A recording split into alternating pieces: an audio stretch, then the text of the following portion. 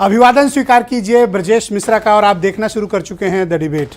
बहनों भाइयों, एनसीआरबी ने आज डाटा रिलीज किया है जिसमें उत्तर प्रदेश सरकार ने यह दावा किया है कि यूपी में अपराध कम है। क्या ये वाकई में सच है या फिर आंकड़ों की बाजीगरी? हम आज इस विषय पर चर्चा को आगे बढ़ाएंगे। बहनों भाइयों, आज जब एनसीआरबी के डेटा रिलीज हुए तो उत्तर प्रदेश सरकार के गृह विभाग की तरफ से ये दावा किया गया कि यूपी में अपराध कम हुए हैं। क्या ये वाकई में सच है?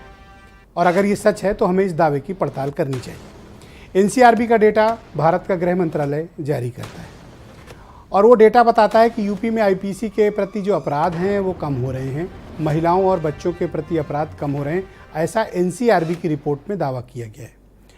ग्राउंड पर जो हालात हैं और जो डेटा है, हमें इसके तर्कों का विश्लेषण करना चाहिए और समझना चाहिए कि ये दावा कितना सच है, ज़मीन पर ये कितना खरा है और ये क्या वाकई में ऐसा कोई चमत्कार हुआ है। और दूसरी बात, ये भी दावा किया गया रिपोर्ट में, एनसीआरबी की रिपोर्ट में, कि 2021 में यूपी में सिर्फ एक दंगा हुआ। क्या वाकई ऐसा है?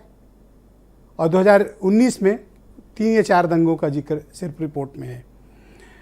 तो हम इस दावे की आज डिबेट के जरिए पड़ताल करेंगे, उत्तर प्रदेश के लॉ एंड ऑर्डर को समझेंगे और एनसीआरबी की बहुप्रतीक्षित रिपोर्ट जब आई है तो उसका पूरा एनालिसिस आज इस परिचर्चा में करेंगे।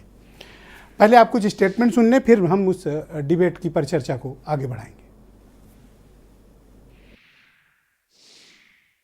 एनसीआरबी के आंकड़े आए हैं, उससे पहले लगातार हमने आप सबको बताया है कि उत्तर प्रदेश पूरी तरह से दंगा मुक्त हो चुका है।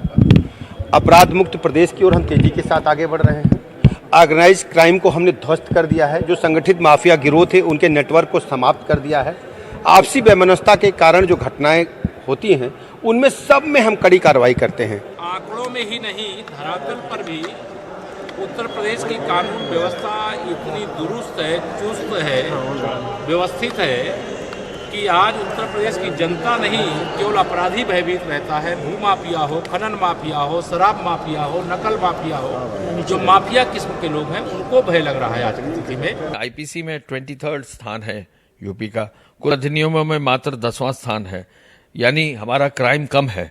इसके साथ साथ हत्या में 24वां स्थान है, जो एसिड अटैक है उसमें 36वां स्थान है, जो फिरौती हेतु अपहरण है उसमें 36वां स्थान है, बलात्कार में 23वां स्थान है। तो हम पूरे देश में जहां भी क्राइम पर कैपिटा चेक हो रहा है तो उसके क्रम में हमारा पूरे देश में काफी कम है crime. National crime record bureau एक इंडिपेंडेंट संस्था है जो पूरे देश के आपराधिक आंकड़ों को एकत्रित करती है और जिसके आधार पर ये हम डेटा जो उन्होंने रिलीज किया है उसके आधार पर हम संतोष जाहिर करते हैं। भारतीय जनता पार्टी से झूठी पार्टी कोई नहीं है। अगर कैबिनेट स्तर पे ये बात झूठ बोली जाए तो इसका मतलब अखबार झूठे हैं जो आज हम लोगों ने पढ़े। आज अखबार में जो छपा है वो यही छपा है कि पूरे देश में सबसे ज्यादा महिलाओं के खिलाफ अपराध अगर कहीं बढ़े हैं तो वो उत्तर प्रदेश है।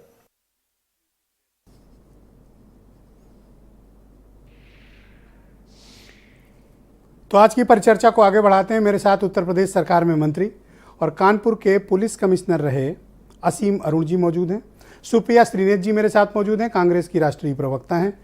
उत्तर प्रदेश के पूर्व डीजीपी केएल गुप्ता भी मेरे साथ जुड़ेंगे।